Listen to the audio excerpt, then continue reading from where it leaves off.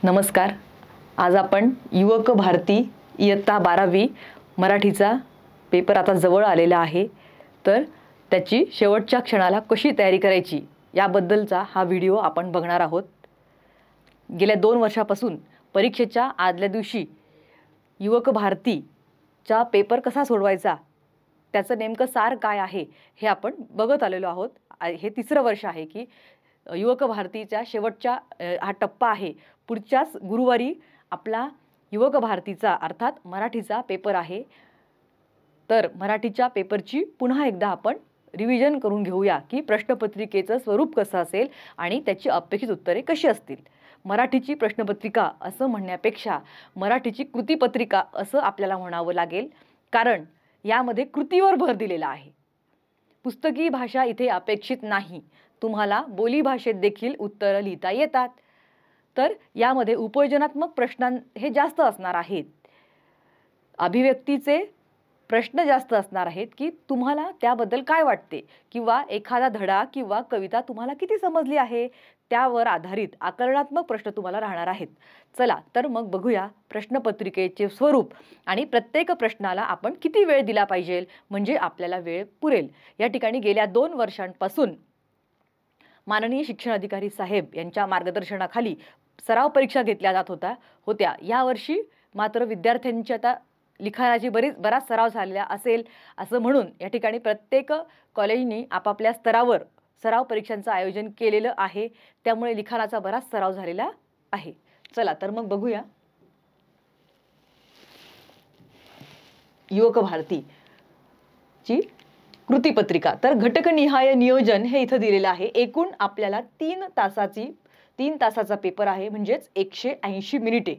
एकूण गुण आहेत 80, कारण 20 मार्काची प्रात्यक्षिक परीक्षा जी आता कॉलेजमध्ये पार पडलेली आहे त्याचे 20 मार्क आहेत. आणि आता बोर्डाने वाढीव दिलेल्या 10 मिनिटांचा वेळ तो आता वाढून मिळालेला आहे.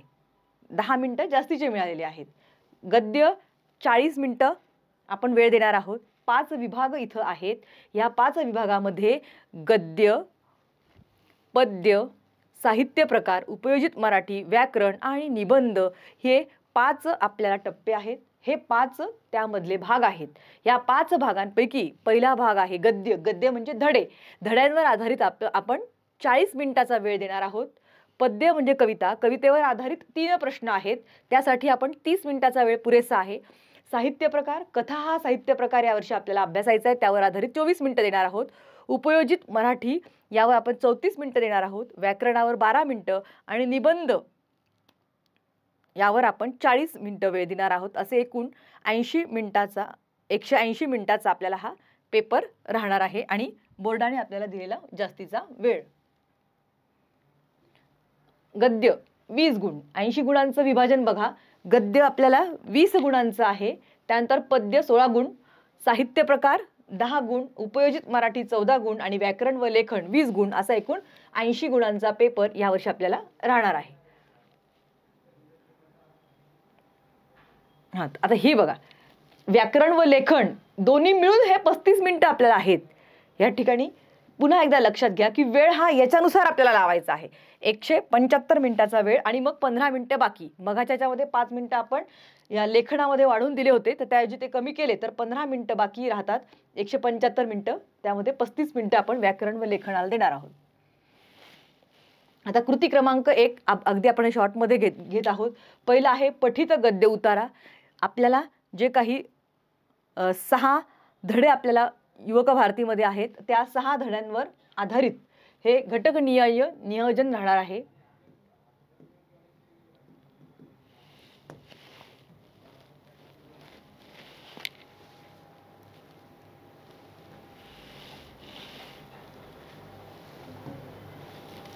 पठित गद्य उतारा हा 8 गुणांचा राहणार आहे.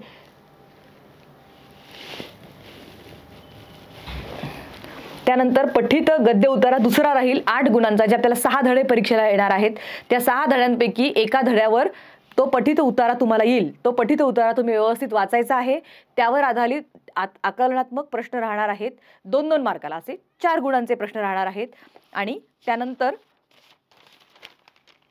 4 गुणांचा एक स्वमत अभिव्यक्ती राहणार आहे. तर यामध्ये वेगवशता हा धडा आपण बघितला, त्यावर आधारित प्रश्न येऊ शकतो की वाहनांचा वेग का वाढवू नये याबद्दल 10 ओळी माहिती लिहा, किंवा ट्रॅफिक जाममध्ये तुम्ही फसले असताना तुम्ही काय कराल, किंवा वाहन चालवत असताना कोणती काळजी घ्यावी हे थोडक्यात लिहा. अशा प्रकारचे आपल्याला स्वमत अभिव्यक्ती असे प्रश्न येणार आहेत. म्हणजे जास्तीत जास्त प्रश्न हे आकरणात्मक आहे. प्रश्न उत्तर पाठ करणं आणि घोकंपट्टी हे पूर्णपणे बाद झालेलं आहे. कारण आता तुम्ही 12वीचे विद्यार्थी आहात. आता लवकरच तुम्हाला 18 वर्ष पूर्ण झाल्यावर मतदानाचा अधिकार तुम्हाला मिळणार आहे. म्हणजे तुम्ही आता सुज्ञ नागरिक होणार आहात, विचार करणारे आहात. त्याच्यामुळे इथं आपल्याला पोपटपंची कुठेही नाहीये.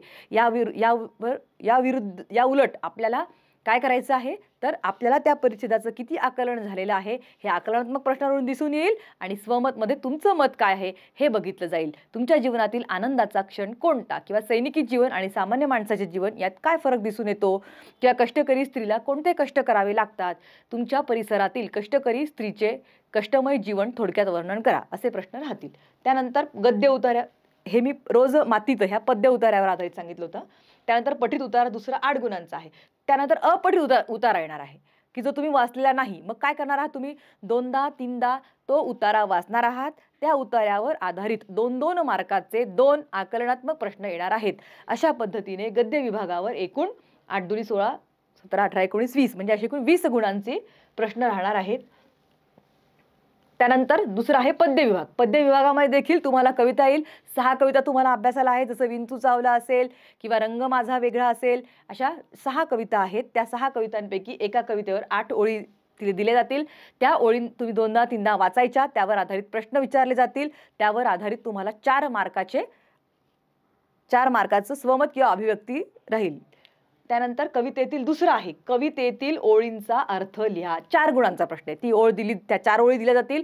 त्या 4 ओळींचा अर्थ लिहायचा. मग ते कसे लिहाल तुम्ही, तर वरील कोणती काव्यपंक्ती आहे, रोज मातीत असेल तर रोज मातीत या कवितेमध्ये कल्पना दुधाळ यांनी कष्टकरी स्त्रीचे जीवन वर्णन केलेले आहे.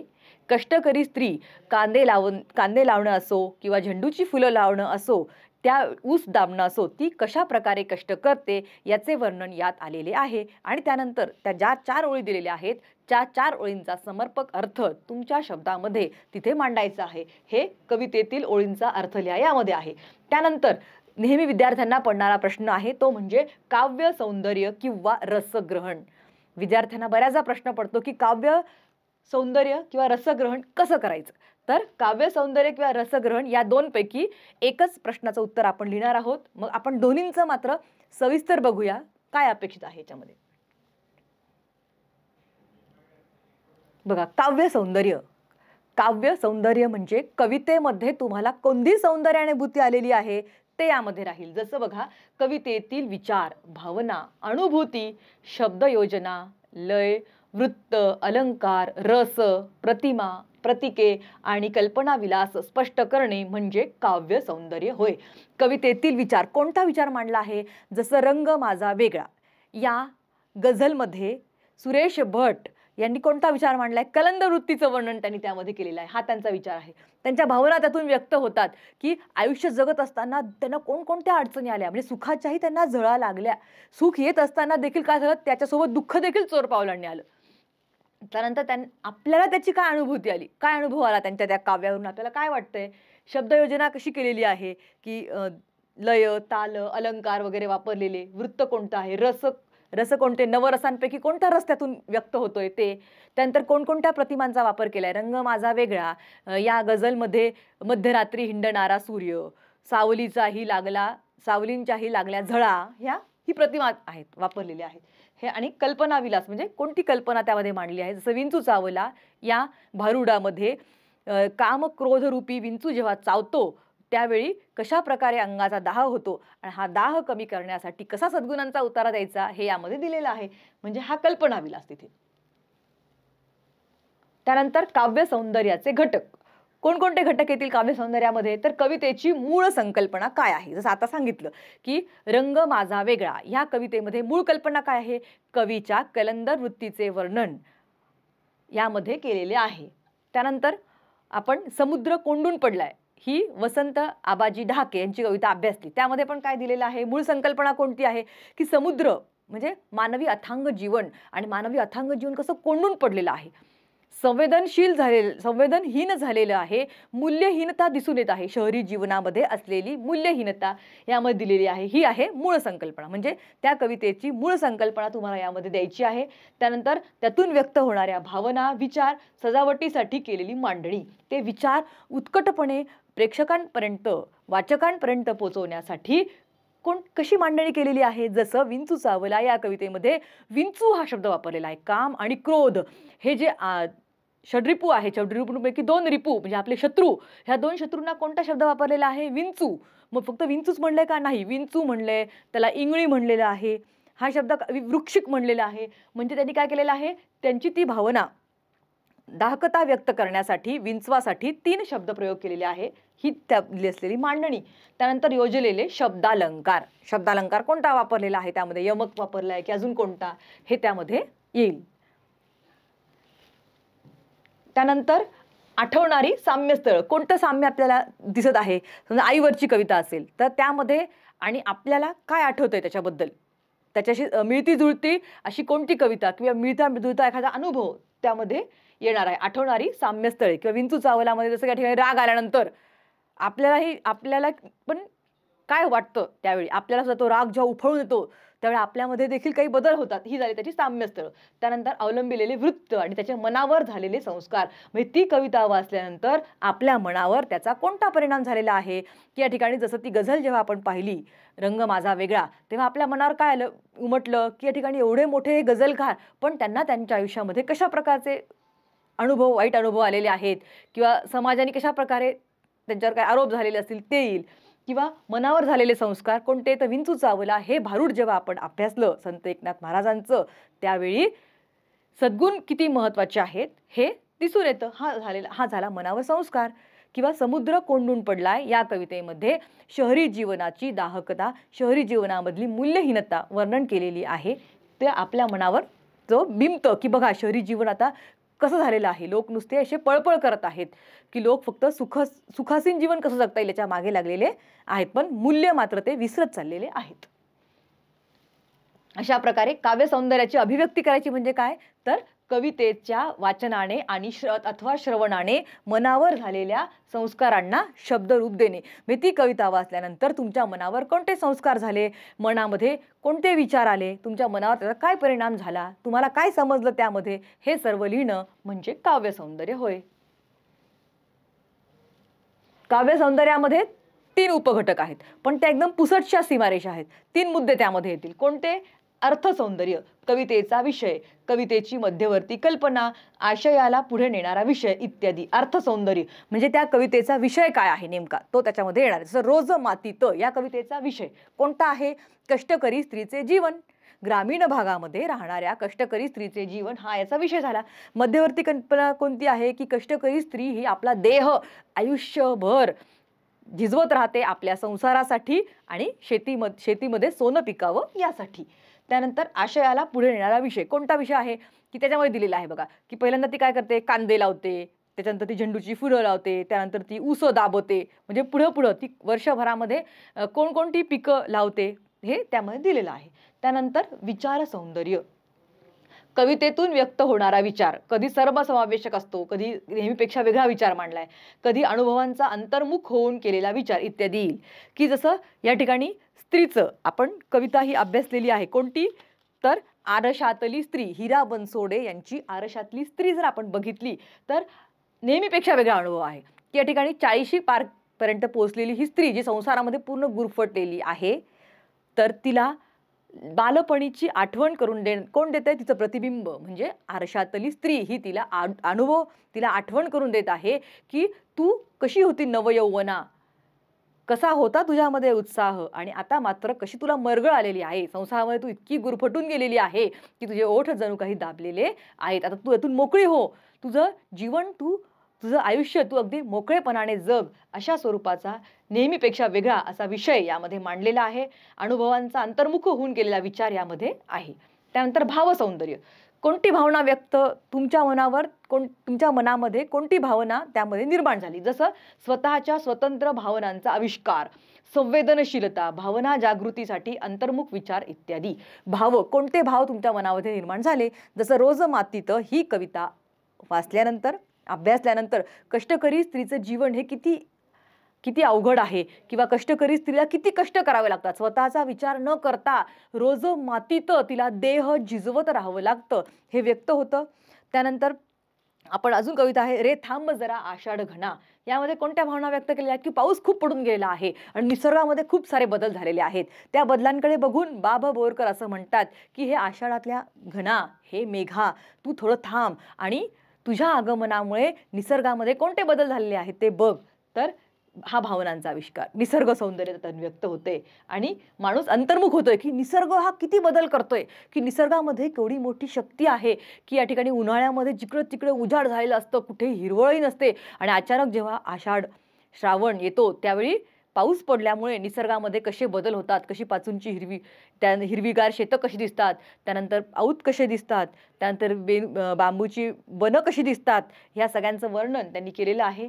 निसर्गातला हा बदल आपल्याला अंतर्मुख करणारा आहे. अशा पद्धतीने आपण काव्य सौंदर्यामध्ये अर्थ सौंदर्य, विचार सौंदर्य आणि भाव सौंदर्य हे 3 मुद्दे तयार करायचे आहेत आणि त्याचं स्पष्टीकरण करायचं आहे.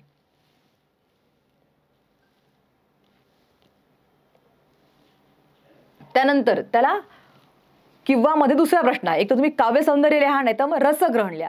रसग्रहण म्हणजे काय, तर कलाकृतीत सौंदर्याची रसिकाला आलेली अनुभूती वर्णन करून सांगणे म्हणजे रसग्रहण. सौंदर्याची अनुभूती काय तुम्हाला दिसून आलं. रसग्रहण म्हणजे तुम्हाला माहिती रस वेगवेगळे नवरस आहेत, त्या नवरसांपैकी बिभत्स रस आहे का, वीर रस आहे, कोणता रस तुम्हाला या ठिकाणी इथं त्याची अनुभूती तुम्हाला आलेली आहे. तर रसग्रहण करताना पुढील टप्पे कोणते, आशय सौंदर्य, काव्य सौंदर्य आणि भाषा सौंदर्य. पुढील टप्पे मग या ठिकाणी तुम्हाला रसग्रहण करायचं असेल किंवा काव्य सौंदर्य करायचं असेल, त्यासाठी सुरुवातीला काय करायचंय तुम्ही, तर कविता 2दा 3दा वाचा, की जसं या ठिकाणी पारायण करतात लोक बरेचसे. का पारायण करतात, तर दरवेळी त्यांना त्यातून वेगळा अर्थ उलगडत जातो. तसंच आपल्याला पण करायचं आहे. काय करायचं आहे, ती कविता 2दा 3दा वाचायची आहे आणि म्हणून शक्यतो त्याची रिव्हिजन महत्त्वाची आहे. घरी ते वाचून गेलेलं महत्त्वाचं आहे, म्हणजे आपल्याला त्याची ओळख वाटेल. म्हणून कविता काय करायची आहे, घरी पण तिचा अभ्यास करायचा आहे आणि परीक्षेला गेल्यानंतर सुद्धा तो उतारा, त्या काव्यपंक्ती आपल्याला 2दा 3दा वाचायच्या आहेत. त्यानंतर कोणता भाव नाही तर भाव मनावर ठसतो हे लक्षात येणे. कोणता भाव आपल्या मनावर ठसलेला आहे, की विंचू चावलामध्ये काम आणि क्रोध हे जे रिपू आहेत, हे आपले शत्रू आहेत, त्यांच्याविषयी तिटकारा निर्माण होतो आणि षड्रिपू घालवायचे असतील तर सद्गुण अंगीकारले पाहिजे, हा विचार आपल्या मनामध्ये ठसतो. त्यानंतर कवितेतील भाव कोणत्या शब्दांमुळे उत्कट झाला, जसं रंग माझा वेगळामध्ये मध्यरात्री हिंडणारा सूर्य, सावलीच्याही लागलेल्या झळा, यातून काय झालेलं आहे, या शब्दांमुळे. त्यानंतर कवीची कलंदर वृत्ती, मध्यरात्री हिंडणारा सूर्य मी, अशा यातून काय होत आहे, मनातील भाव हे या शब्दांमुळे उत्कट झालेले आहेत. किंवा समुद्र कोंडून पडलेला आहे, त्यामध्ये देखील जीवन, समुद्र अथांग आहे तसं मानवी जीवन पण अथांग आहे, म्हणजे मानवी जीवनाची अथांगता समुद्र या प्रतीकातून व्यक्त केलेली आहे. आणि समुद्र हा बंदिस्त आहे, तर तसंच मानवी जीवन देखील बंदिस्त झालेलं आहे, उत्कटता दिसून येते. त्यानंतर समुद्राचे पिंजारलेले केस, जिंजा असं त्याला म्हणलेलं आहे. त्यानंतर समुद्राने बघितलेलं आहे की एक लहान मूल अतिशय एका ह्याच्यावर बाकावर, रेल्वे स्टेशनच्या बाकड्यावर झोपलेलं आहे. म्हणजे यातून काय असहाय्यता दिसून येते. लहान मुलगा देखील कसा 16व्या मजल्यावरून ते लहान मूल खाली बघते, म्हणजे काय, त्याचं जीवन देखील बंदिस्त झालेलं आहे. हे त्या कवितेमध्ये असलेल्या शब्दातून उत्कट होतं. तसंच मग सांगितलं तसं की विंचू चावला या कवितेमध्ये विंचू, इंगळी, वृक्षिक असे शब्द वापरलेले आहे. तसेच विंचू चावला, वृक्षिक चावला, म्हणजे 2दा केलेलं आहे. विंचू चावला म्हणजे यातून काय उत्कटता अजून व्यक्त होते, हे असे शब्द आहेत. त्यामुळे त्यानंतर सद्गुणांचा अंगारा कशासाठी असतो, आपल्याला एखादा आजार झाला तर तो आजार दूर व्हावा यासाठी म्हणून अंगारा लावला जातो.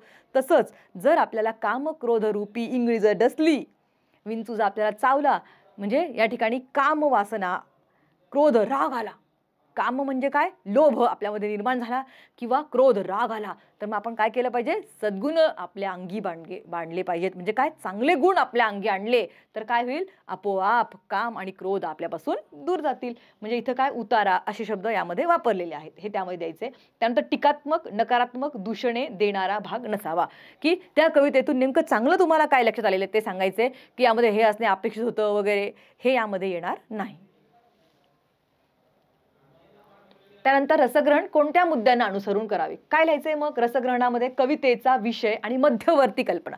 मध्यवर्ती कल्पना काय आहे त्या कवितेची ते त्यामध्ये येणार आहे. जसं आत्ता सांगितलं की समुद्र कोंडून पडलेला आहे, कोंडून पडलाय या कवितेचा विषय कोणता आहे, मानवी जीवन,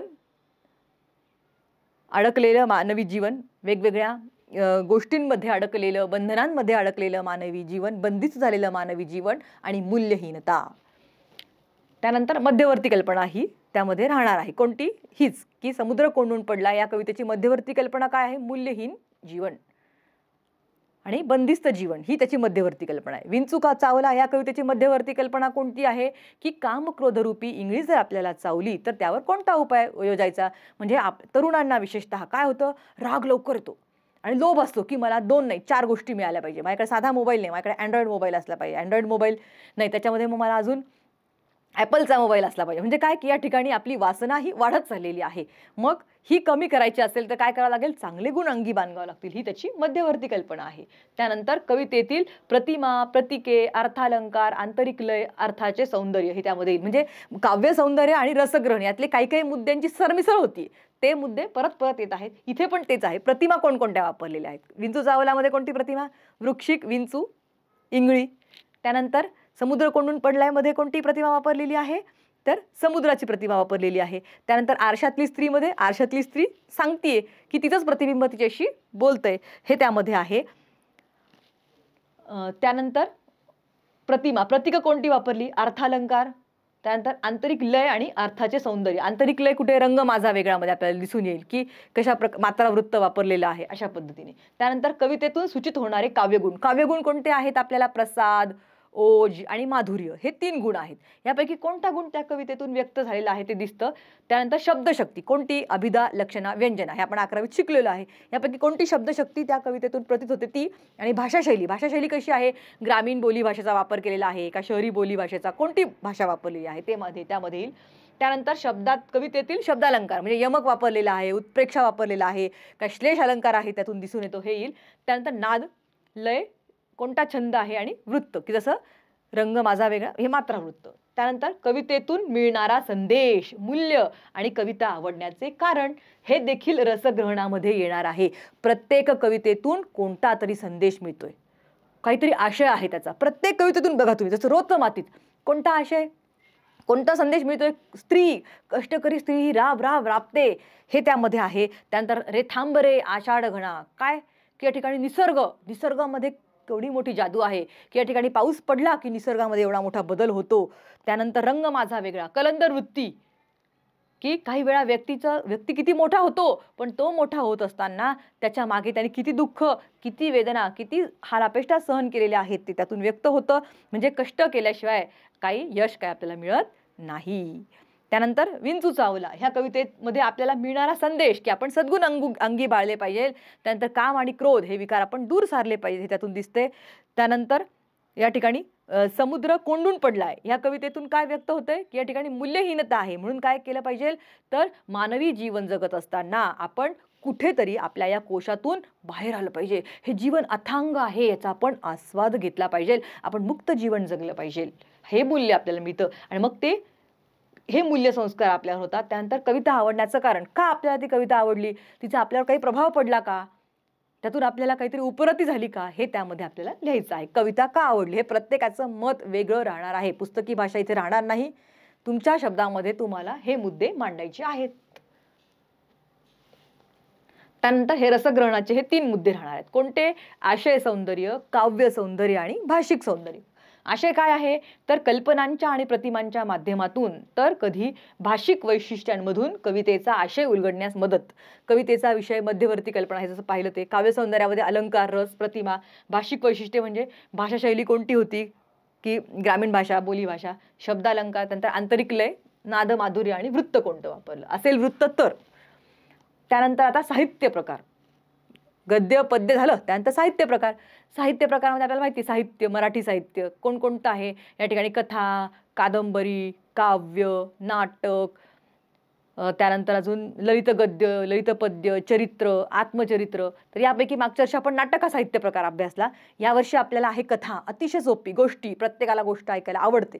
मग याच्यावर आणखी आपण सगळा अभ्यास केलेला आहे याचा वर्षभरामध्ये. आज आपल्याला फक्त काय करायचं आहे? प्रश्नपत्रिकेचं, या कृतीपत्रिकेचं स्वरूप आपण बघतोय. तर साहित्य प्रकारावर आपल्याला 10 गुणांचे प्रश्न येणार आहेत. कोणते? तर पठित उतारा 4 गुणांचा येणार आहे. आणि पठित उतारामध्ये काय राहील? कथा. कथेचा जो पहिला धडा होता ना आपल्याला, कथा कशी, कथेची वैशिष्ट्ये कोणती, कथा कशी आकाराला आली, कथेचा इतिहास कसा, त्यावर परिच्छेद येईल. त्यावर आधारित आपल्याला 4 गुणांचे प्रश्न राहणार आहेत. 4 प्रश्न आहेत ते.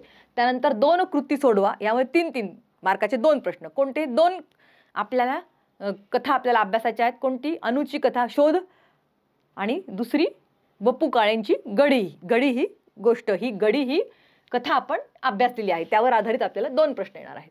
मग कथेचा आपल्याला थोडक्यात परिचय माहिती. कथा म्हणजे शब्दांचा अर्थ, गोष्ट, हकीकत, वर्णन. कथेचे घटक कोणते आहेत? कथानक असतं प्रत्येक कथेला.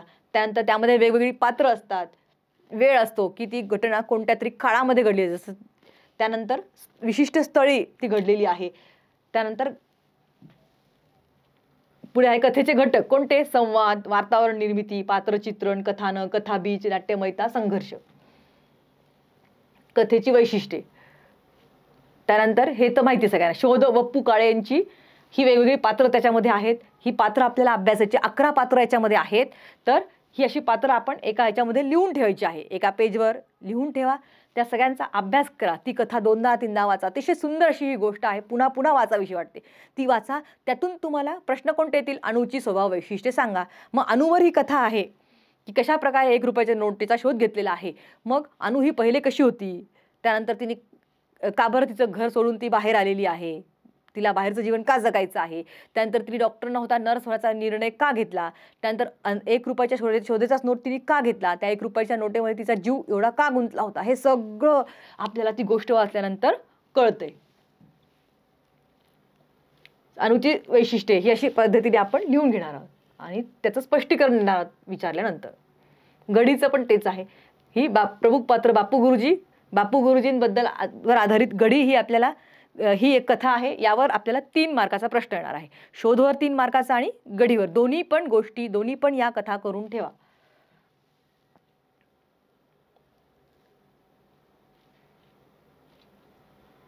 तर उपयोजित मराठी. उपयोजित मराठीमध्ये काय? आता इथं परिच्छेद नाहीये. गद्यामध्ये 2 परिच्छेद आले, पद्यामध्ये 1 कवितेच्या ओळी आल्या. त्यानंतर तसं आपल्याला इथं राहणार नाही. याच्यामध्ये काय राहणार आहे? आपल्याला उपयोजित मराठीमध्ये परिच्छेद येणार नाही. याचा तुम्हाला व्यवस्थित अभ्यास करावा लागेल. हे 2 कृती सोडवा 4 मार्काला, म्हणजे 2-2 गुणांचे 2 प्रश्न राहतील. त्यानंतर खाली 2 कृती सोडवा 10 गुण. पण 10 गुणामध्ये 5-5 मार्कांचे 2 प्रश्न आहेत, ते सोडवायचे आहेत आपल्याला. त्यामध्ये आणखी फायदा असा आहे की मुद्दे दिले जातील.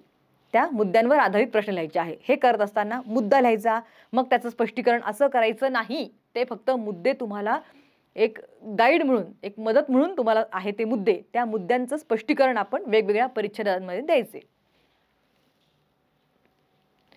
उपयोजित मराठीमध्ये मग कोणकोणते आहेत? तर मुलाखत, माहितीपत्रक, अहवाल आणि वृत्तलेखन. मुलाखतमध्ये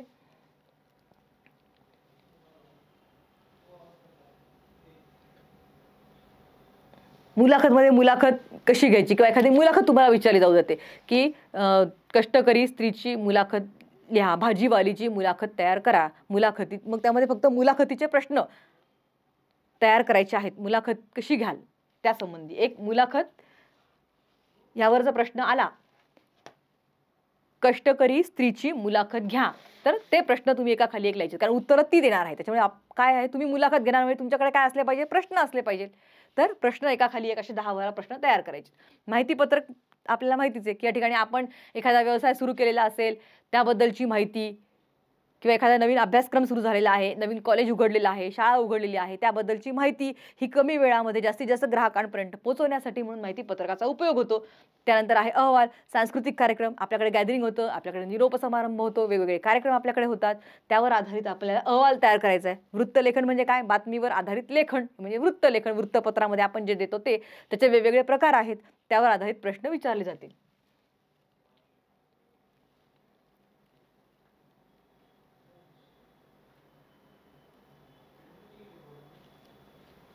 बघा आता माहितीपत्रकाचा असा नमुना आपल्या पुस्तकामध्ये दिलेला आहे, तोच दाखवलेला आहे.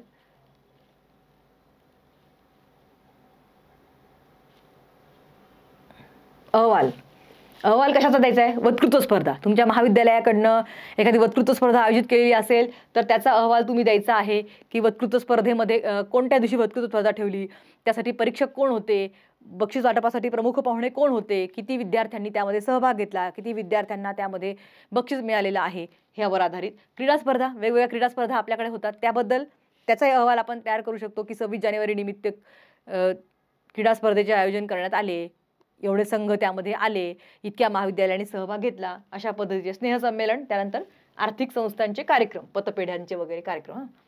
त्यानंतर एखाद्या कार्यक्रमात संस्थेत झालेल्या कार्यक्रमाची, समारंभाची योग्य पद्धतीने नोंद करणे म्हणजे अहवाल देणे होय. अहवालामध्ये काय आहे? प्रास्ताविक, मध्य, शेवट आणि त्याची भाषा, की कार्यक्रमचा आराखडा त्यामध्ये येणार आहे. त्यानंतर वैशिष्ट्य त्याची. वृत्तलेखाचे प्रकार कोणते प्रकार आहेत? मागच्या वर्षी हा प्रश्न येऊन गेला होता. वृत्तलेखाचे प्रकार थोडक्यात सांगा.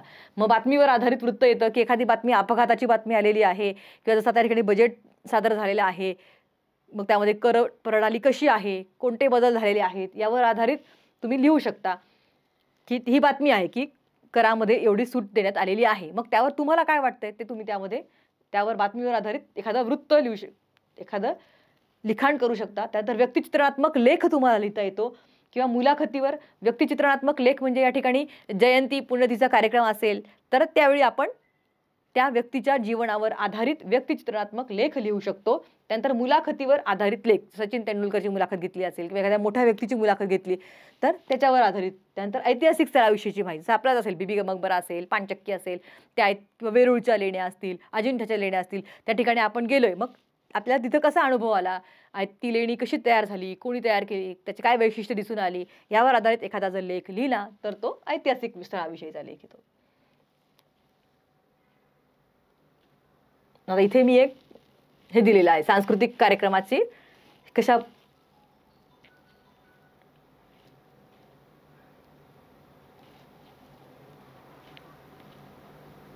त्यानंतर आता व्याकरण आणि लेखन सगळ्यात महत्त्वाचा भाग आणि सगळ्यात सोपा की यामध्ये आउट ऑफ मार्क तुम्हाला पडतात, तो कोणता आहे? हे 5 व्याकरण आणि लेखन. 20 मार्काचा प्रश्न आहे. 10-10 गुणांचे 2 प्रश्न यामध्ये देणार आहेत. व्याकरणमध्ये पहिलं आहे वाक्य रूपांतर. वाक्य रूपांतर मध्ये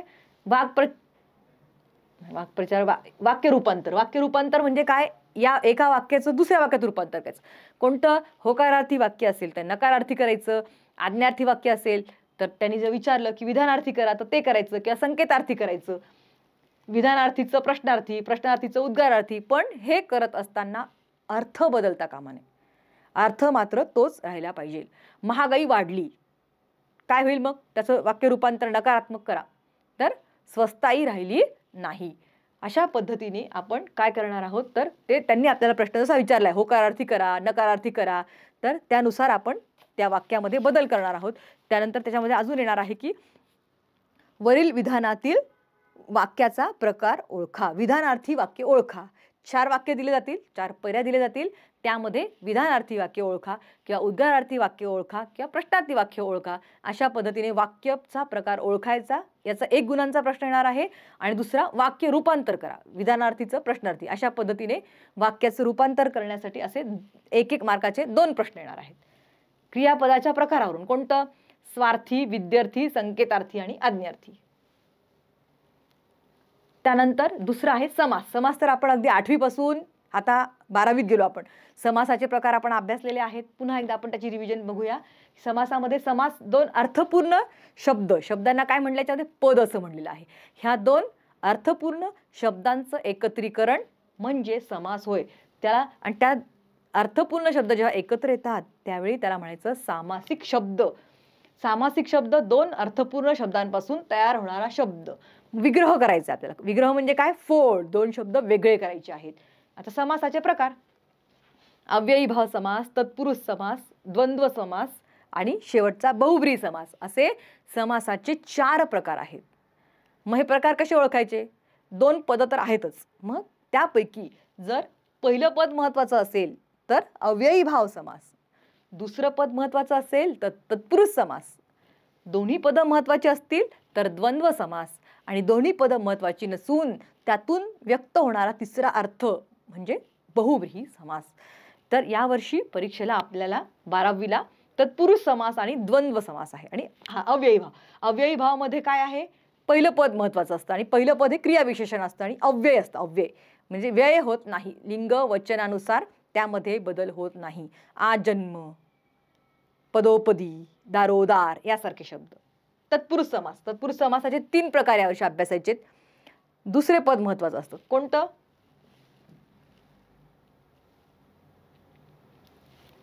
विभक्ती तत्पुरुष समास. विभक्ती लावलेली आहे त्या समासाला. विभक्ती, आपण विभक्ती अभ्यासलेल्या आहेत. प्रथमापासून ते संबोधनपर्यंत वेगवेगळ्या विभक्त्या आहेत. त्या विभक्त्यांना वेगवेगळे प्रत्यय दिलेले आहेत. प्रथमा विभक्तीला प्रत्यय नाही. द्वितीय असेल तर सलाते, सलानाते. तृतीय असेल तर ने ए शी, निही ए शी. त्यानंतर पुढचं चतुर्थी, सलाते, सलानाते. अशा पद्धतीने चतुर्थी, पंचमी, षष्टी अशा प्रकारे काय आहे? संबोधनपर्यंत ह्या ज्या वेगवेगळ्या विभक्ती आहेत त्या विभक्तीचा कोणता प्रत्यय लागला? जर चाची असेल षष्टी विभक्ती, त इ आ असेल सप्तमी विभक्ती, अशा पद्धतीने. त्यानंतर कर्मधारय समास. त्यानंतर द्वंद्व समास. द्वंद्व समासावर आपल्याला या ठिकाणी द्विगु समास इथे आहे. तिथे द्वंद्व लिहिल्या गेले, इथे द्विगु समास आहे. कर्मधारय समासमध्ये काय आहे? दोन्ही पदांमध्ये हे प्रथमा विभक्तीत आहे की त्यामध्ये आपण अभ्यासलेले विद्या धन, म्हणजे विद्या हेच धन. विद्या यामध्ये एक काय राहणार आहे? क्रियाविशेष. एक काय राहणार आहे? विशेषण राहणार आहे. विद्या धन, विद्या हेच धन. ज्ञानामृत, ज्ञान हेच अमृत. हे झाला कर्मधारय समास. त्यानंतर तिसरा आहे इथं द्विगु समास. द्विगु समासामध्ये काय आहे? एक असतं संख्या विशेषण. या ठिकाणी पंचपाळे, त्रिदल, 3 दलांचा समूह, अशा पद्धतीने. त्यानंतर द्वंद्व समास. द्वंद्व समासामध्ये काय आहे? दोन्ही पद महत्वाची आहेत. त्याचे उपप्रकार जसं आई वडील, पाप पुण्य, बाजार हाट, चहा पाणी इत्यादी. तर द्वंद्व समासामध्ये आहे इतरेतर द्वंद्व समास. इतरेतर द्वंद्व समासामध्ये काय येतं? आणि व. आई वडील म्हणजे काय? आई आणि वडील. भाऊ बहीण, भाऊ आणि बहीण. पती पत्नी, पती आणि पत्नी. इतरेतर द्वंद्व, दोन्ही पद महत्वाची. विकल्प. वैकल्पिक मध्ये काय? विकल्प आला, और म्हणजे किंवा आलं. वैकल्प. पाप पुण्य, पाप किंवा पुण्य. चांगले वाईट. चांगले आणि वाईट कधीच नाही. चांगलं असतं किंवा मग वाईट असतं, म्हणजे इथं विकल्प आलेला आहे म्हणून तिथं काय येईल? किंवा हा शब्द आला की विकल्प आला. विकल्प आला म्हणला की तो वैकल्पिक द्वंद्व समास. त्यानंतर तिसरा समासाचा प्रकार आहे समाहार द्वंद्व समास. समाहार म्हणजे काय? की त्याची आणखीन जर उदाहरणार्थ बाजार भाजीपाला असेल तर भाजीपाला वगैरे म्हणजे काय? या ठिकाणी तुम्ही जर भाजी घ्यायला गेले तर नुसती भाजी नाही तर भाजीमध्ये काय येईल? अनेक टमाटे, बटाटे, कांदे वगैरे हे त्याचे उपप्रकार. म्हणजे त्या भाजीचे जे उपघटक आहेत ते सगळे भाजीमध्ये कोणकोणते अंतर्भूत होतात घटक ते त्यामध्ये येतील. अंथरूण पांघरूण म्हणजे काय? अंथरूण पांघरूण, उशी, चटई वगैरे सगळ्या गोष्टी त्यामध्ये येतील. त्या अशा प्रकारे समाहार द्वंद्व समासामध्ये त्याच जातीच्या अनेक घटकांचा समावेश केला जातो म्हणून तो समाहार द्वंद्व समास होतो. तर परीक्षेमध्ये काय विचारलं जाणार आहे तुम्हाला? समास दिला जाईल. समासाचा नेमका कोणता प्रकार आहे? की 4 उपपद जसं पती पत्नी या समास, हा समासाचा या सामासिक शब्दातील समास ओळखा. मग 4 पर्याय दिले जातील. कोणता प्रकार आहे तो ओळखायचा आहे. आणि दुसरा आहे एक शब्द दिला जाईल जसं नीलकंठ असेल तर या सामासिक शब्दातील समासाचे नाव लिहा. म्हणजे समास ओळखा.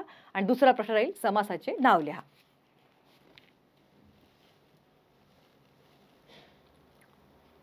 त्यानंतर प्रयोग. प्रयोगामध्ये 3 प्रयोग आपल्याला तीन प्रयोगाचे प्रकार आपल्याला अभ्यासायचे आहेत. कर्तरी प्रयोग, कर्मणी प्रयोग आणि भावे प्रयोग. कर्तरीमध्ये काय, कर्मणीमध्ये काय, भावेमध्ये काय? तर बघा, कर्ता, कर्म आणि क्रियापद हे 3 महत्वाचे घटक आहेत. कर्ता म्हणजे जो करणारा आहे तो कर्ता. कर्म ज्याच्यावर क्रिया घडतीये ते कर्म. आणि क्रियापद कोणती क्रिया घडतीये, क्रिया कोणती आहे हे सांगणारा शब्द म्हणजे क्रियापद. मग ह्या शब्दांच्या मग कर्त्यानुसार क्रियापद बदललं, काय होतं मग? क्रियापद कसं बदलतं? काही वेळा कर्त्यानुसार बदलतं, काही वेळा कर्मानुसार बदलतं, काही वेळा कर्त्यानुसारही बदलत नाही आणि कर्मानुसारही बदलत नाही, काहीच बदल होत नाही त्यामध्ये. यानुसार प्रयोग ठरतो. कोणते प्रयोग आहेत मग? कर्तरी प्रयोग. कर्त्याच्या लिंग वचनानुसार जर क्रियापद बदललं तर कर्तरी, कर्माच्या लिंग वचनानुसार बदललं तर कर्मणी, आणि कर्ता आणि कर्म दोन्ही जरी बदललं तरी जो बदलत नाही, भाव खाणारा, असा तो भावे प्रयोग. आता याची हिंट काय आहे बघा. आता कर्तरी प्रयोग म्हणजे काय? जेव्हा वाक्यातील क्रियापद हे कर्त्याच्या लिंग वचन व पुरुष याप्रमाणे बदलते तेव्हा कर्तरी प्रयोग असतो. कर्त्याचं लिंग पुल्लिंगी, स्त्रीलिंगी, नपुंसकलिंगी कोणतं आहे त्यानुसार क्रियापद बदल. त्यानंतर वचन, वचनानुसार बदलतं की एक वचन आहे की अनेक वचन, आणि पुरुष प्रथम पुरुष, द्वितीय पुरुष, तृतीय पुरुष यानुसार जर लिंग बदलत असेल तर ते कर्तरी प्रयोग. या ठिकाणी कोणतं राहणार आहे मग? याची वैशिष्ट्ये कोणती आहेत की कर्ता हा प्रथमा विभक्तीमध्ये, कर्ता हा प्रथमा विभक्तीत असतो म्हणजे त्याला कोणत्याही प्रत्यय लागत नाही. त्यानंतर याचे उदाहरण आपण बघूया. जेव्हा वाक्यातील क्रियापद कर्त्याच्या लिंग वचन आणि पुरुष यानुसार बदलणार आहे, यामध्ये काय आहे मग? कर्ता हा प्रथमा विभक्ती, प्रथमा विभक्तीला प्रत्यय नाही. म्हणजे ज्यावेळी हे वाक्य कसं ओळखाल की कर्त्याला बघायचं की कर्त्याला काय कुठलाही प्रत्यय लागलेला नाही, हे तुम्हाला दिसून आलं. जसं समीर, समीर काम करतो, त्या ठिकाणी समीर मध्ये काय झालेलं आहे? काहीच, समीरला कोणताही इथं प्रत्यय लागलेला नाहीये. त्याच्यामुळे इथं काय? समीर चित्र रंगवतो, स्वाती चित्र रंगवते, ते चित्र रंगवतात. म्हणजे काय? कर्त्यानुसार बदलले. समीर म्हणलं चित्र रंगवतो, स्वाती म्हणलं स्त्रीलिंगी आहे तर रंगवते, अनेक वचन घेतलं ते रंगवतात. म्हणजे कर्त्याच्या लिंग वचन पुरुषानुसार क्रियापद बदललं, त्यामुळे तो झाला कर्तरी प्रयोग. कर्तरी प्रयोग कसा ओळखायचा? कर्त्याला कुठलाही प्रत्यय नाही. समीर, स्वाती, ते म्हणजे फक्त कुठलाच प्रत्यय नसणारा फक्त तो कर्ता, त्यावेळी कर्तरी प्रयोग होतो. आणि कर्म जर असलं तर ते प्रथमा किंवा द्वितीय विभक्ती असतं. द्वितीय विभक्तीचे प्रत्यय कोणते? स, ला, ते, स, ला, ना, ते. त्यानंतर दुसरा आहे कर्मणी प्रयोग. आता कर्मानुसार कसं?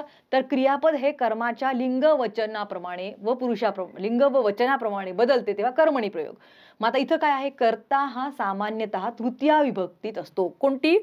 ने, सीतेने, ए आणि शी, ने एशी किंवा नी ही एशी हे प्रत्यय त्यामध्ये लागतात तृतीय विभक्तीचे, त्यावेळी तो होतो कर्मणी प्रयोग. कर्मणी प्रयोग मध्ये काय? केशवने सदरा खरेदी केला. केशवने, ने म्हणजे काय? इथं तृतीय विभक्तीचा प्रत्यय लागला, आणि इथे कर्म काय आहे? प्रथमा विभक्तीत आहे. हिंट कोणती लक्षात ठेवणार आहे? कर्तरी प्रयोगामध्ये कर्त्याला कुठलाही प्रत्यय नसेल, कर्मणी प्रयोगामध्ये कर्माला कुठलाही प्रत्यय नसेल.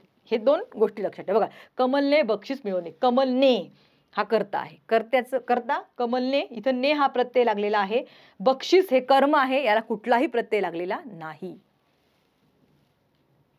त्यानंतर तिसरा आहे भावे प्रयोग. भावे प्रयोगामध्ये काय आहे? क्रियापद हे कर्त्याच्या किंवा कर्माच्या लिंग वचनानुसार बदलत नाही. भावे म्हणजे काय? भाव होणार.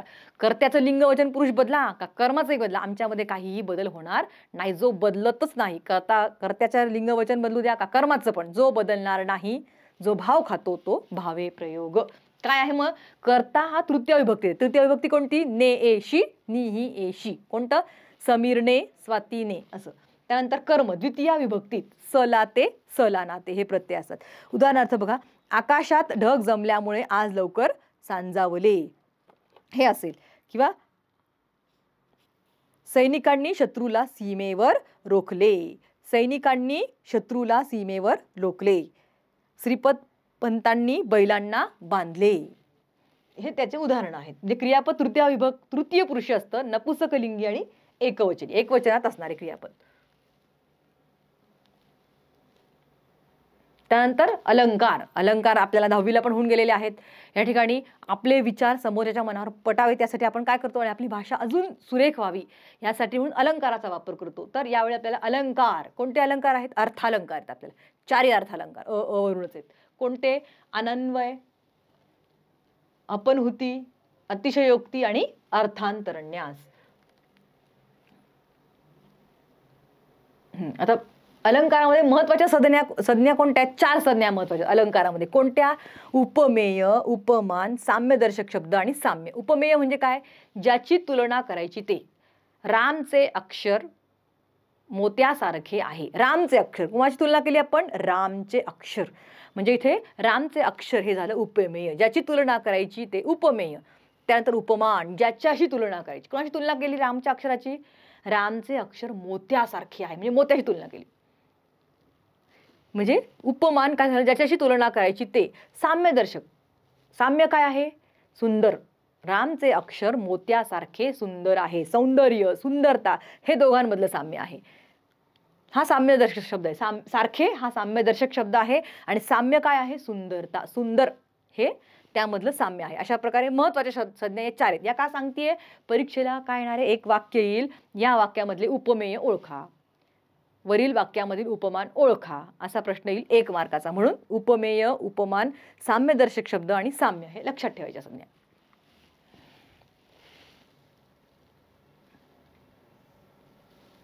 आता अलंकार आपल्याला बघायचे. पहिला यावर्षी आपल्याला अभ्यासाला कोणता अलंकार आहे? अनन्वय अलंकार. म्हणजे काय? उपमेयाला उपमेयाचीच उपमा देणे. म्हणजे काय?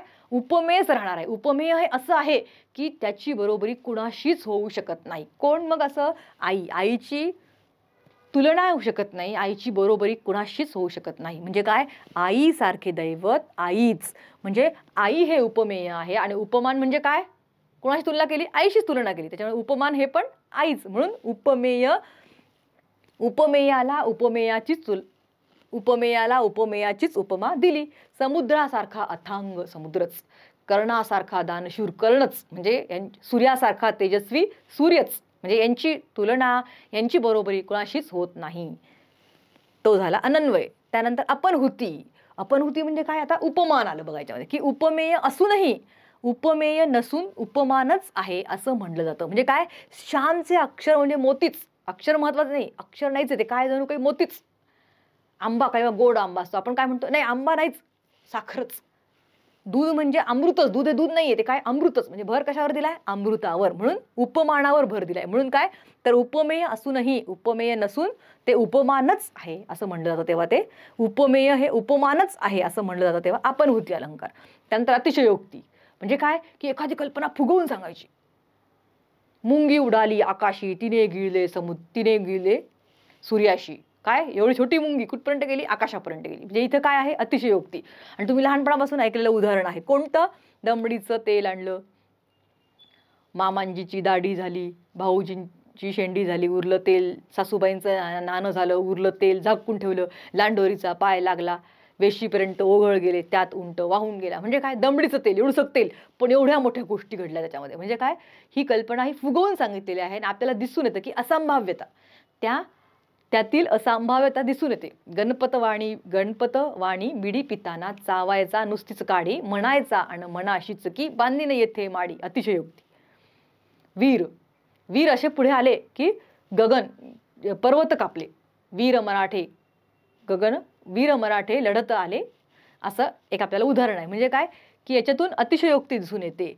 कोणतीही कल्पना आहे त्यापेक्षा खूप फुगवून सांगायची आणि इतकी फुगवायची की त्यातून असंभाव्यता दिसून येते. त्यावेळी तो अतिशयोक्ती अलंकार. त्यानंतर शेवटचा अर्थांतरन्यास. मध्ये काय? की अर्थांतरन्यास, अर्थाच्या शेजारी तो अर्थ अजून चांगला समजावा म्हणून अजून जास्त पटवून दिला जातो वेगवेगळ्या उदाहरणांच्या द्वारे, दाखल्यांच्या द्वारे. तेव्हा तो अर्थांतरन्यास अलंकार. कोणता? तर उदाहरणावरून सामान्य सिद्धांत मांडणे किंवा सामान्य विधानाच्या समनर्थार्थ विशेष उदाहरण देणे. की उदाहरणार्थ, वाईट व्यक्तीच्या सहवासात राहिलो तर आपल्यामध्येही वाईट गुण अवगुण येतात. उदाहरण काय? कोळसा, काळा कोळसा. कोळसाचा तुमच्या हातात घेतला, कोळसा हात पण आपला काळा होतो. म्हणजे काय? कोळशाचा वाईट गुण आपल्याला लागतो. म्हणजे ती कल्पना समजून सांगण्यासाठी म्हणून काय केलं जातं? उदाहरण किंवा दाखले दिले जातात. त्यावेळी तिथं अर्थांतरन्यास अलंकार होतो. यामध्ये आपल्याला नलराजाचं उदाहरण दिलेलं आहे की नलराजा ज्यावेळी एक हंस उचलतो त्यावेळी बाकीचे सगळे निघून जातात. त्यावेळी नलराजाला तो हंस काय म्हणतो की कठीण समय येता कोण कामास येई. म्हणजे सगळेजण निघून गेलेले आहेत. कठीण समय आला की कोणीही आपल्याला मदतीला येत नाही, अशा प्रकारचा त्यातून भावार्थ व्यक्त झालेला आहे. अशा प्रकारे ही अलंकाराची 4 उदाहरणं आहेत. 4 अलंकाराचे प्रकार आणि त्याची उदाहरणं आपण पाहिली.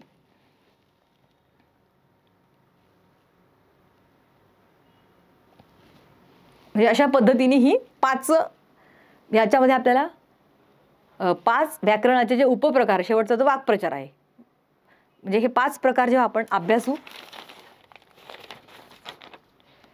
वाक्प्रचारांमध्ये काय येईल मग की जसं मुखवटा चढवणे या वाक्प्रचारापैकी पर्याय निवडा. एक वाक्प्रचार दिला जाईल, वाक्प्रचारांचा अर्थ काय आहे, 4 पर्यायांमधून जो पर्याय योग्य आहे तो पर्याय त्यामध्ये लिहायचा आणि पुढे वाक्प्रचाराचा वाक्यात उपयोग करा असा दुसरा प्रश्न. असे एक मार्काचे 2 प्रश्न येणार आहे. अशा पद्धतीने व्याकरणामध्ये हे 5 उपघटक आपण पाहिलेले आहेत, त्यावर आधारित प्रश्न येतील, त्यात तुम्हाला पैकीच्या पैकी मार्क मिळू शकतात.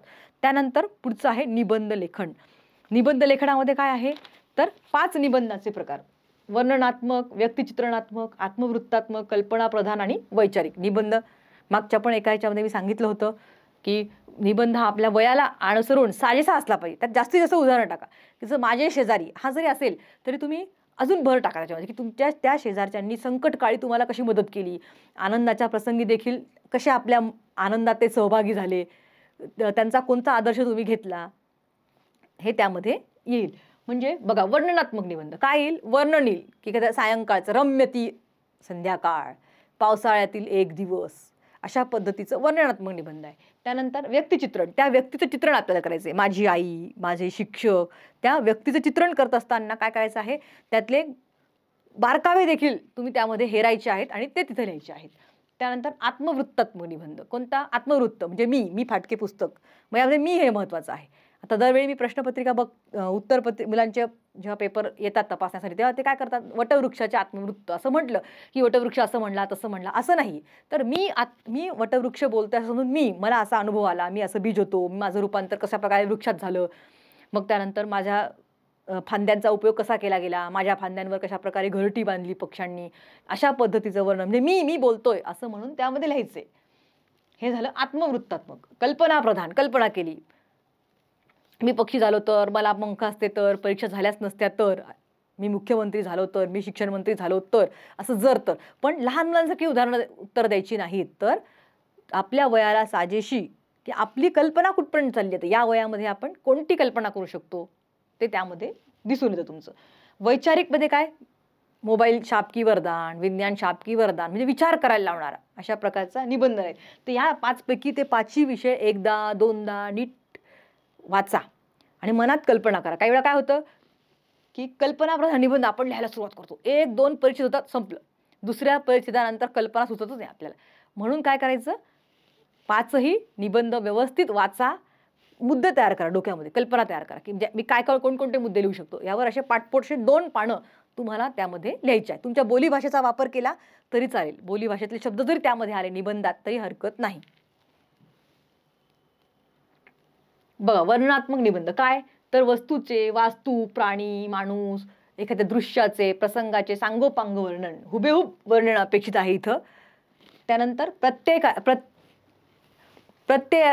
प्रत्ययकारकता त्यामध्ये असली पाहिजे. त्यानंतर जिवंत शब्दचित्र तयार झालं पाहिजे की तसंच वर्णन आलं पाहिजे प्रत्येकाने, की जसं संध्याकाळचे चित्रण, रम्य ती पहाट, रम्य ती संध्याकाळ, मग प्रत्येकारेचा वाट पाहिजे. नाही, बरोबर आहे, संध्याकाळी हेच चित्र असतं. पहाटेचं वर्णन असलं की बरोबर पहाटे असे होतात, पक्ष्यांचा किलबिलाट, चिवचिव, सगळीकडे असलेली शांतता, म्हणजे हुबेहूब तसं वर्णन त्यामध्ये आलं पाहिजे. जिवंत शब्दचित्र तयार व्हावे. भाषा चित्रदर्शी, म्हणजे ते चित्र आपल्या डोळ्यासमोर तरळलं पाहिजे. वर्णन हे सहज आणि ओघवत असलं पाहिजे. तो मुद्दा, त्या मुद्द्यांवर आधारित, त्यातूनच पुढचा मुद्दा, एका मुद्द्यावर आधारित दुसरा मुद्दा, दुसऱ्या मुद्द्यावर आधारित तिसरा मुद्दा, असे एक मुद्दे त्यामधून छान तयार झाले पाहिजेत आणि सुंदर असा निबंध तयार झाला पाहिजे. त्यानंतर वर्ण्य विषयाचे कोरडे बाह्य वर्णन नको, कोरडं वर्णन नको. आमच्या शेजारी खूप चांगले आहेत आणि आम्हाला त्यांनी खूप मदत केली वगैरे, असं कोरडं वर्णन आहे, वरवरचं वर्णन आहे, नाही. उदाहरणातून ते तुम्ही स्पष्ट करा. त्यानंतर मनावर प्रभाव पाडणारे वर्णन हवे. जसं श्रावणातला पाऊस, असा रंगला सामना म्हणजे वर्णन त्याचं की कशा पद्धतीने तो सामना शेवटच्या बॉलमध्ये कशा प्रकारे त्यांनी जास्त रन काढले, कशा प्रकारे जिंकून दिलं आपल्या देशाला, हे वर्णन त्यामध्ये येईल. किंवा माझा महाराष्ट्र म्हणलं की माझ्या महाराष्ट्रात बारकावे कोणकोणते आहेत ते त्यात येतील. आमची आरोग्य सेविका असेल, रम्य ती पहाट असेल, तर बारकावे त्यात आले पाहिजे. त्यानंतर व्यक्तिचित्रणात्मक काय तर व्यक्तीचे हुबेहूब चित्तवेधक कलात्मक शब्दचित्र रेखाटले. जसं मागच्या वेळी तुम्ही अभ्यासला बघा, मामू हा पाठ अभ्यासला. त्या मामू या पाठामध्ये काय सांगितलं त्यांनी की तो मामू कसा हे करतो, की एखादी मुलाला जर लागलं तर कशा प्रकारे पटकन त्याला गाडीत घालून दवाखान्यापर्यंत नेतो, किंवा लेखकाचे कोणी मित्र आले तर पटकन चहाची व्यवस्था करतो, किंवा एखादा जुना विद्यार्थी आला आणि त्याला निर्गममध्ये त्याला TC हवा असेल किंवा निर्गममध्ये नाव शोधायचं असेल तर पटकन कसा तो शोधून देतो. म्हणजे मामू कशा प्रकारे हा बहुरूपी आहे हे त्यांनी काय केलंय, वेगवेगळ्या प्रसंगांमधून दाखवून दिलेलं आहे. तसंच आपल्याला करायचं आहे की ते शब्दचित्र रेखाटताना हुबेहूब तसं चित्र आलं पाहिजे. पु ल देशपांडेंचं बघा, पु ल देशपांडेंचा अंतू बर्वा असेल किंवा त्यांची जी व्यक्ती आणि वल्लीमध्ये बघा जे व्यक्तिचित्रण केलेलं आहे अगदी हुबेहूब ती व्यक्ती आपल्या डोळ्यासमोर उभी राहते. त्यानंतर व्यक्तीची शरीरयष्टी, त्याच्या सवयी कोणत्या आहेत, व्यक्तिचित्रण ना हे, तर त्याच्यामध्ये काय येईल, त्या व्यक्तीची शरीरयष्टी कशी आहे, त्याच्या सवयी कशा आहेत, लकबी, रंगरूप, पेहराव, स्वभाव, व्यक्तिमत्वाची वैशिष्ट्ये यांचं वर्णन येईल. त्यानंतर व्यक्तीची माहितीच द्यायची, केवळ व्यक्तीची माहिती देणं म्हणजे व्यक्तिचित्रण नाही, तर त्याचे गुण, त्यातले आपल्याला कोणत्या व्यक्तिमत्वातला त्यातला कोणता भाव आपल्या मनावर ठसला हे त्यामध्ये येईल. व्यक्तीच्या व्यक्तिमत्वाचे, कर्तृत्वाचे सुसंगत लालित्यपूर्ण शब्दचित्र अपेक्षित आहे. त्यानंतर निबंध वाचून आनंद आणि प्रेरणा मिळाली पाहिजे. मार्मिक शब्दांनी, विचारांनी फुललेले हवे. उदाहरणार्थ माझी आई, माझे आवडते शिक्षक. त्यानंतर आत्मवृत्त, मग सांगितलं की सजीव निर्जीव वस्तू काय आहे, तर सजीव व निर्जीव वस्तू आपण स्वतःच आहोत असे मांडून चरित्र लिहायचं. कसं, तर सजीव जसं मी रस्ता बोलतोय, वारकऱ्याचे मनोगत, वटवृक्षाची कहाणी, मग त्यात काय येईल, सजीव निर्जीवाच्या जीवनातील निवडक प्रसंग सांगायचे की लहानपणी तो कसा होता, मग त्याला मोठेपणी कसे अनुभव आले ते. त्यानंतर सजीव निर्जीव, त्यानंतर प्रसंग लेखनात कल्पना विलासाची जोड देणे. कल्पना विलासच आहे शेवटी तो. मी रस्ता बोलतोय म्हटल्यानंतर मी रस्ता आहे, कल्पना करायची, कशी लोक एरझाऱ्या घालतात किंवा काही लोक कसे खड्डा खोदून देतात, काही लोक तिथे घाण टाकतात, कचरा टाकतात, थुकतात, तिथे कसा कचरा रस्ता घाण करतात, असं सगळ्यामध्ये येईल. त्यानंतर जीवनातील स्थित्यंतराचे वर्णन, की पहिले कसा होता रस्ता, जेव्हा नवीन रस्ता त्याचा डांबरी रस्ता, तर त्याचं रूप कसं होतं, नंतर हळूहळू त्यातून वाहनं जायला लागली, लोक कचरा टाकायला लागले, त्याच्यामुळे कसं त्याचं जीवन झालंय, कसं त्याचं पूर्ण विस्कळीत अवस्था झाली, त्याची रया गेली, हे त्यातमध्ये येईल. त्यानंतर एखादी सुप्त किंवा अतृप्त इच्छा प्रगट करतोय तो, की असं घडायला हवं, काहीतरी वेगळं सांगण्याची उर्मी, आणि मी महत्वाचा पण मी पण नको. यामध्ये काय आहे, मी रस्ता बोलतोय किंवा वारकरी, मी वारकरी बोलतोय, की वारी करताना मला कसे अनुभव येतात, कशी लोक मदत करतात किंवा काही वेळा कशा मला अडचणी येतात, ते त्यामध्ये राहील. त्यानंतर कल्पना, कल्पनामध्ये काय, नुसती कल्पना करायची, कल्पना विलास, दैनंदिन प्रसंगातून सुरुवात करायची आणि वास्तवातून कल्पनेच्या राज्यात जायचं. खरंच कोणतं, मला पंख फुटले तर, मी शिक्षण मंत्री झालो तर, म्हणजे वास्तवातून कल्पनेकडे जायचे. त्यानंतर कोणते बदल घडून येतात, की तुम्ही कोणते बदल घडून आणणार, कल्पनेच्या दुनियेत रमण्याचा रियाज करावा लागतो आणि एका कल्पनेतून दुसरी, दुसरीतून तिसरी अशी साखळी तयार करावी लागते. वैचारिक, अनुकूल प्रतिकूल मत, खंडन मंडन, साधक बाधक चर्चा पाहिजे. त्यानंतर एका निश्चित निष्कर्षापर्यंत पोहोचायचे, की जसं मोबाईलचे फायदे पण आहेत, तोटे पण आहेत, पण जर तुम्ही मोबाईलचा योग्य वापर केला तर ते तुमच्यासाठी काय राहणार आहे, त्याचे फायदेच राहणार आहेत, आपल्याला ते उपयोगी ठरणार आहे. आणि जर आपण त्याचा अयोग्य वापर केला तर ते आपल्याला हानिकारक, नुकसानदायकच राहणार आहे, ते आपल्यासाठी शाप राहणार आहे.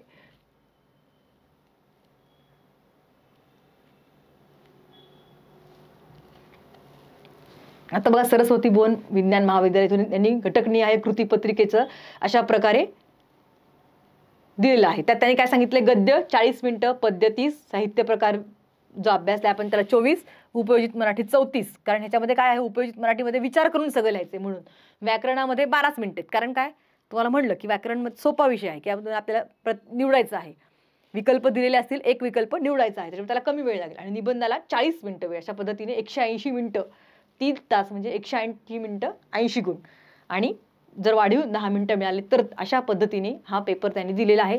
यानुसार तुम्ही काय करायचं आहे, ती प्रश्नपत्रिका सोडवायची आहे. अजून 8 दिवसाचा वेळ आहे.